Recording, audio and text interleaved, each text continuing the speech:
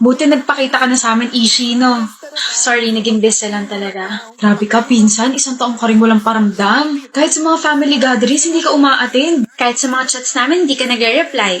Tapos bihira ka lang namin makita mag-post sa social media. Huy, pero I miss you, ha? My favorite cousin is finally here. Bakit ba kasi hindi ka nagparamdam? Ako. Alam ko na kung bakit, Ishi. Bakit? Nabuntis ka, no? What? Shocks. Oo nga, no? 1 year kang nawala. Tapos sa ibang bansa ka pa nagstay. Tama nga si mama, ikaw unang magkakaanak. Pinagchichismisan niyo ako? Uy, hindi naman. Pero yung sinabi ko na nabuntis ka, may sense naman yon. I mean, bigla ka nawala. Hindi nagparamdam, sabay uuwi bigla.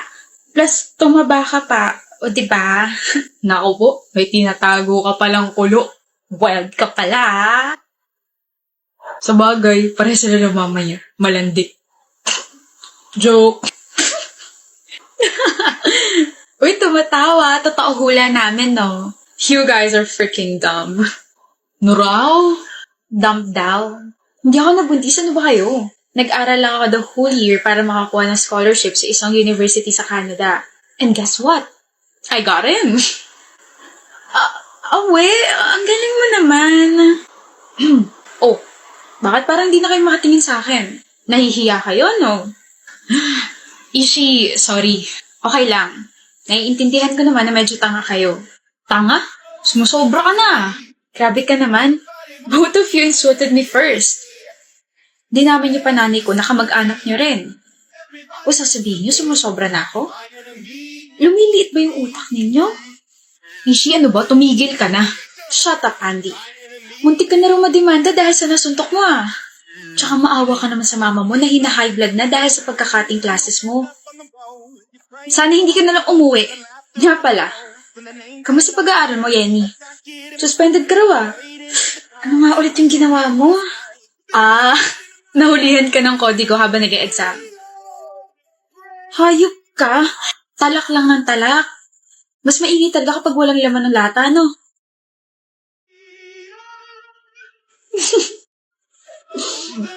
Galing lang ibang bansa, yabang na.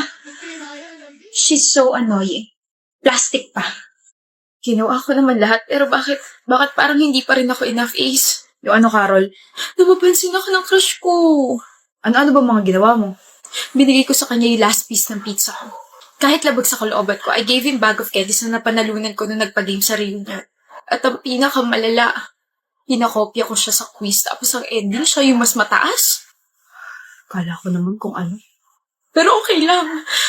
Kasi siya naman yun eh. Crush ko naman yun eh. Anong problema? May girlfriend na siya. Yun lang. Ano balak mo? Pagkatapos ng 4 na buwan na pagka-crush ko sa kanya, nagpapansin at nagpauto.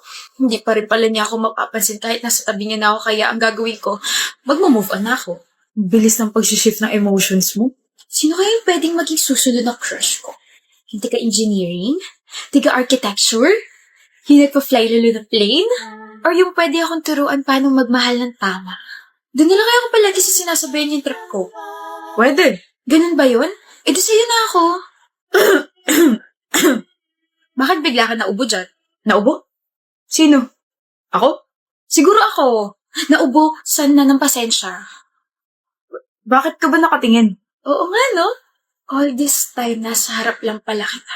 Yung mga sinasabi mo dyan? Ikaw, Ace, na palaging sinasabayan yung mga kalokohan at mga trip ko. Palagi akong dinadala ng pagkain. Palagi ako nire-remind na mag-aral ng mabuti. Nandyan ka lang pala. O tapos, sobrang best friend material mo, no? Best friend material? Oo, yung tipong boyfriend na kita, pwede pa kita maging best friend. Gets mo yun? Ang amazing, di ba? Paasa. Paasa pa rin ba ako kung yung baby picture mo nasa wallet ko? Too. Oh, kailan ka pa nagkaroon yan? 2 years ago pa. Kinonsyaba ko yung mama mo habang bumibili ka ng yelo sa kapitbahay niyo. Buto sa akin si tita. Kaya pala ayaw mo ipahawak sa akin wallet mo, ah. So sinasabi mo bang may gusto ka na sa akin 2 years ago pa? 4 na taon na tayong magkaibigan, so 4 years ago pa. Utot mo, paasa ka. Kakakwento mo lang ko sa crush mo kanini. I just made that up. Ha? Gumawa ako ng script para umamin ako sa'yo ngayon. Ito yung script ko. So gusto mo ako? Oo. Gusto mo rin ba ako? I'm risking our friendship here. Halika na, hatid na kita. Hatid? Gusto rin kita at nililigawan na kita. Pumayag na ba ako? Pwede ba manligaw, Carol? Oo, tara na. Okay ka lang? Umamin ako sa'yo, tapos gusto mo rin pala ako. Sinong hindi man lalambot doon? Ba't nakasimangot ka na naman? Si Yancy kasi. Bakit nag-away na naman kayo? Nakakairita kasi siya. Kwento ng kwento tungkol sa boyfriend niya. Hindi mo na ako interesado sa mga sinasabi niya. May boyfriend na siya? Hindi mo alam? Hindi naman kami close. Basta, dito muna ako sa'yo. What do you mean dito ka muna sa'kin? Dito muna ako sa'yo. I don't really want to talk to her. She's annoying. Okay. Anyway, partner tayo sa report ha. Paano si Yancy? Ayoko siyang ka-partner. Okay. Kai, chinat ko na yung parts mo na kailangan mong gawin, okay? Nakalimutan mo na bang may report tayo? Hala, Gail. Okay na kasi kami ni Yancy, kaya kami na lang yung partner sa report. Pero nagpasa na ako ng Watford na may pangalan natin kay Ma'am kanina. Binawi ko kaagad nung kinausap ako ni Yancy. Pinasa ko yung paper mo na si Annie yung partner mo. Kai? Am I a joke to you? Sabi mo partner tayo. I know, Gail, pero kasi diba, lagi kaming partners ni Yancy, kaya huwag mo na gawing big deal. Parang partners lang sa report, tapos masyado ka namang seryoso dyan. Okay. Kakainis si Yancy? So magkaaway na naman kayo? Yes, ano pa nga ba?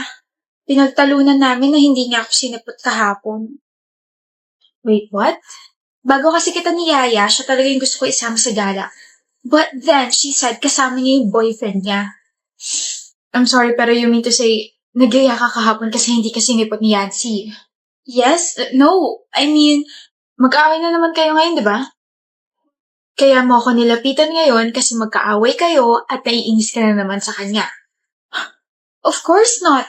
Kaibigan kita. Do you even realize na nagiging kaibigan mo lang ako at nag-e-exist ako sa buhay mo kapag wala kang ibang kausap, Kai? Kapag okay na kayong dalawa ni Yancy, wala na. Hindi mo na ulit ako kakausapin. No. Sorry, pero hindi naman ako nag-expect na palagi ka nandyan para sa akin. Pero stop treating me as if I only exist when it's convenient for you. Kale, I think you can't be friends with someone na kailangan mo lang kapag malungkot ka. Sa madaling salita, you can't be friends with me anymore, Kai.